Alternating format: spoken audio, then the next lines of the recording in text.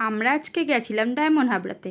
Diamond হাবড়াতে ঢোকার পর আকাশের ভিউটা আমাদের এত সুন্দর লাগছিলো, মানে পরিবেশটা সেই শান্ত নিঃশান্ত যেরকম হয় না, ঠিক সেরকম পরিবেশটা। হালকা হালকা মেঘ জমে আছে, মানে মনে হচ্ছে সেই মানে দীঘার সমুদ্রের সি বিচের পাশে আমরা চলে গেছিলাম।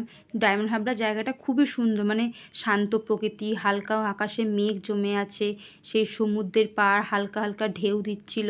রাত্রিবেলা আরও ঢেউ দিচ্ছিল, সেটা আর ক্যাপচার করা হয়নি তোমাদেরকে দেখানো। এবার আমরা নিচের দিকে যাচ্ছি, সেই দীঘার মতন যেরকম ইট ফেলা থাকে এখানেও সেরকম ঠিক ইট ফেলা থাকে।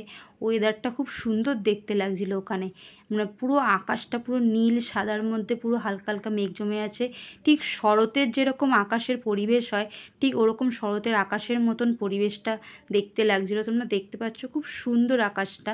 আর ওই দূরে অনেকগুলো নৌকো দাঁড়িয়ে ছিল, ওই নৌকোর মধ্যে অনেক মাঝি ভাইরা ওখানে মাছ নিয়ে আসছিল। এবার ওখানে সেই বাজার এরিয়ার মধ্যে মাছ সব বিক্রি হয়, সেটা আর ভিডিও করা হয়নি। তারপর আমরা দুজনে মিলে দুটো আইসক্রিম খেয়ে নিয়েছিলাম, ননদ বৌদি মিলে। আইসক্রিমগুলো খুব সুন্দর খেয়েছিল। তারপর আমরা একটুখানি ক্যাত মারছিলাম, ক্যাত মেরে তোমাদেরকে সব চারিদিকটা দেখিয়ে দিচ্ছি কতটা সুন্দর। টাটা।